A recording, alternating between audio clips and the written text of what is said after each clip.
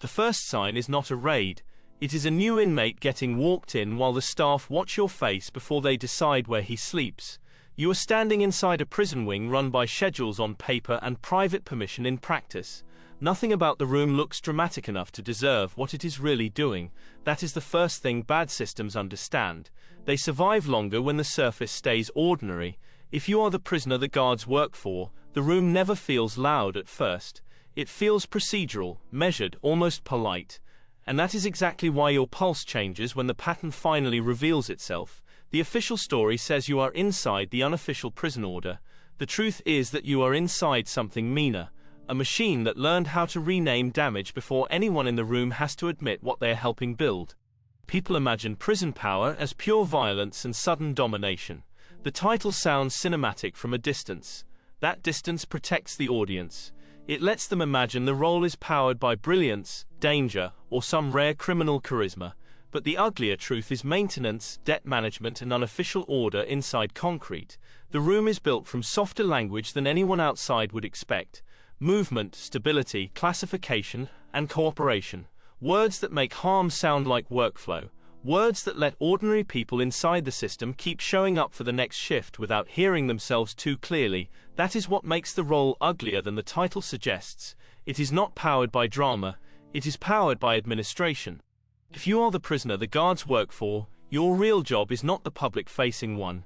Your real job is to manage permission, protection, debt, and atmosphere. That means reading pressure before it becomes visible. It means understanding which person in the room is about to panic, fold, comply, freeze, or betray. It means sounding calm while everyone else keeps trying to hide the structure behind softer words.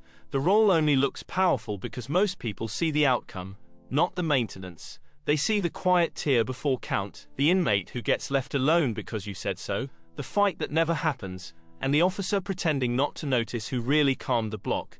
They do not see the repetition underneath, the scripts, the quiet metrics, the little corrections in tone and timing that turn one bad idea into a functioning system. That is where the real skill sits. Every rotten system survives by protecting the same lie, that everything happening here is still manageable, that it is still professional, that the next step is only process, that nobody in the room is directly responsible for the final shape of the damage.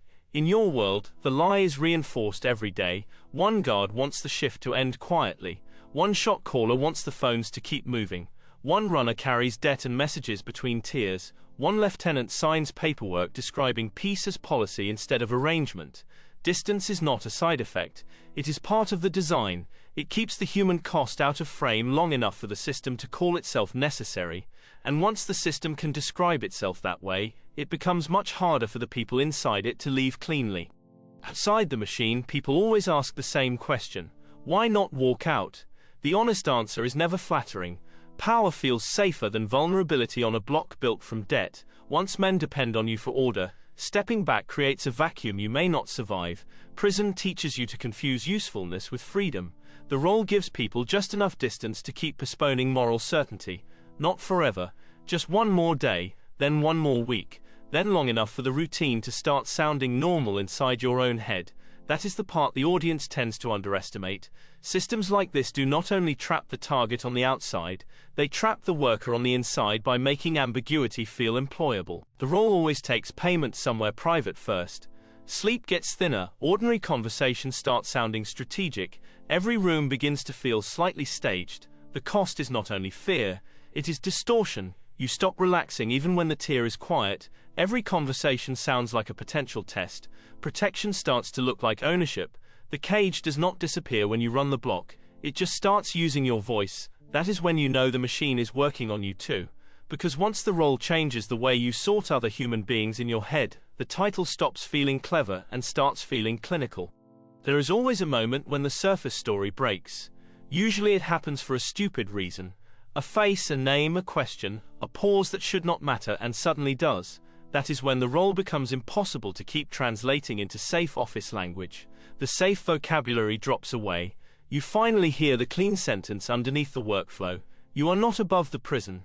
You have become one of the mechanisms it uses to keep itself livable and cruel at the same time. Not abstractly, not someday, now. And once you see that clearly, the room never fully returns to normal again. The part outsiders almost never picture is the routine. Most shifts inside the prisoner the guards work for do not feel dramatic enough to justify the title. They feel like checking numbers, reading faces, correcting tone, and noticing which small inconsistency will matter later. That is how the unofficial prison order keeps functioning without looking like a crisis every minute. The room survives on repetition because repetition makes ugly work feel ordinary. Somebody updates the sheet. Somebody checks the route. Somebody rewrites the explanation before anyone has to say the honest word for what just happened. The more practice the routine becomes, the easier it is for people inside it to mistake maintenance for professionalism. That is why the role can look calm, even while everyone in it is quietly calibrating fear. The second thing outsiders miss is what failure actually means here. In worlds like this, failure is never only a mistake on paper. It immediately becomes a question about loyalty, competence, exposure, and whether somebody is already preparing a version of the story that leaves you holding the damage alone.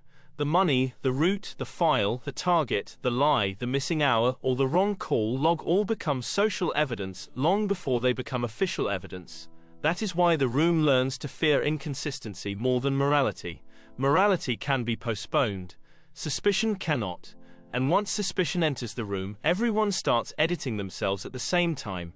That is when the title stops sounding powerful and starts sounding fragile.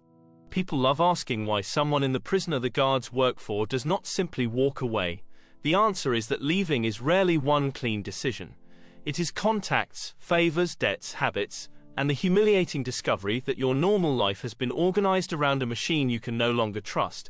By the time the role feels clearly wrong, the role has usually already changed your income, your language, your reflexes, and the people who can hurt you for disappearing badly. That is why escape often arrives late and messy instead of noble and clean. It is not only fear of punishment. It is fear that the version of you built inside the system has become more employable than the version that existed before it. That is the quiet trap underneath a lot of dark roles. Usefulness becomes harder to abandon than guilt. The title also misleads people about where power really sits. It almost never sits with the loudest person in the room.